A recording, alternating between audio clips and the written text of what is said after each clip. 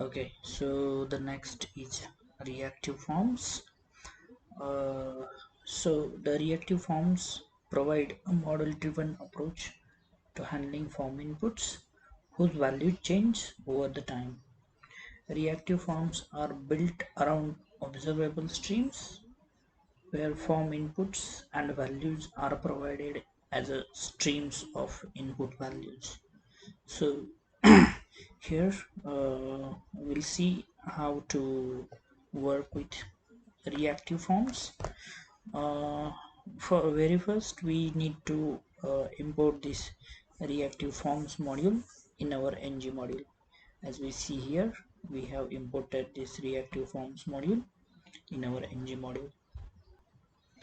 Okay, so the next is how to create a form control. As we see here, we have created one name control using this form control constructor using this new keyword name equal to new form control, and we can pass an initial value to that control. Then the next is how to register that control in our template.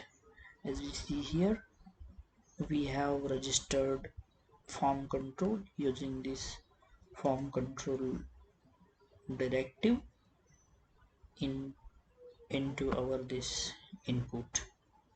Then the next is how to access the value of control. In HTML we can access the value of that control using this name.value, and in TypeScript part we'll access the value of that control using this dot form dot get, and we'll pass the uh, control name and will access the value like this.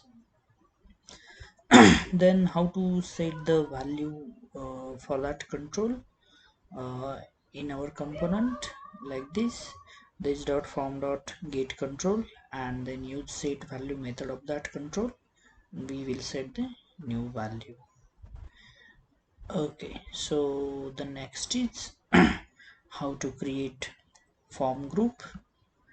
So we have created this profile form as a form group, and we are using this new form group constructor to create a new form group, and we will pass as much as we want controls to this form group object. As we see here, we have added two controls in our form group. Then next part is how to bind these in a template. So we have bind our form in our template using this form group directive. So this form group will take the form group object, and then within this form uh, will use this form control name to bind the each control. As we see here, we have bound this first name and last name using this form control name attribute. Then how to access the value of form.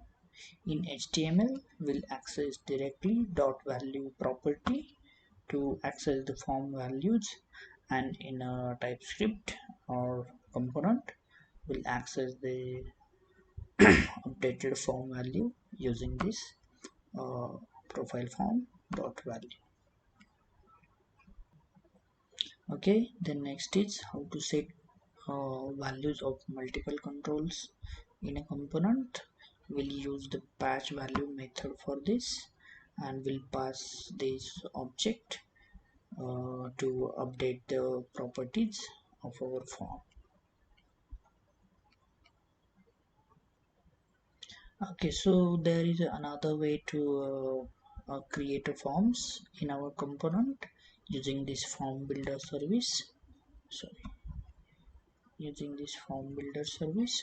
So we'll inject this form builder service in our constructor of a component, and we'll use that service to create our form groups. Like they have given group method of the form builder service to create a form group. Like here we can see we have created one form group and added the first name and last name with its initial value. Then we have added validations. As we see here, we'll create the form group using this form builder service, and while adding the initial value to the control, we'll just add a comma separated uh, validators to that control. Then how to show error messages in our template. So here is the syntax to show the error messages of a particular form control. As we see here, we just check for is there error exist for this given form control, and then we will just uh, show the particular error message. In this case, we are showing the required error message for this particular form control. Then we can create our own custom validators. Here is the syntax to create custom validators. Like we have added this validator function, forbidden name validator, which will take uh, one regular expression or anything we need to match with that control value. And this function will return one validator function. As we see here, we are returning validator function from this function. As we see here, we are returning one anonymous function which will take a control as argument, and it will return validation errors or null.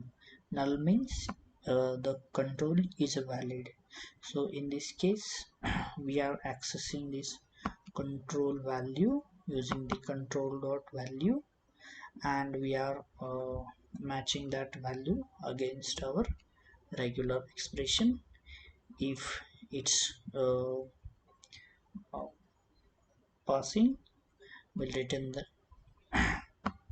null, and if this fail, it will return this error object, which will include forbidden name property and which will have object as a value, and this object will contain value and the error message for this forbidden name validator.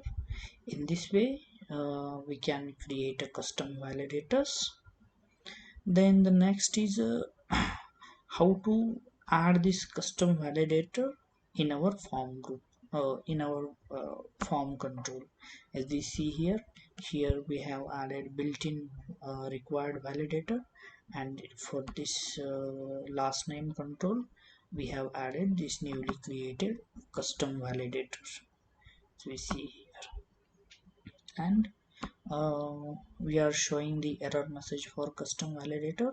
As we see here, while creating the custom validator, we have added this forbidden name property in that object, and in the same way we can access that forbidden name property and the message of that. So as we see here, we'll check for errors, and if the errors exist, we'll read the forbidden name dot message property.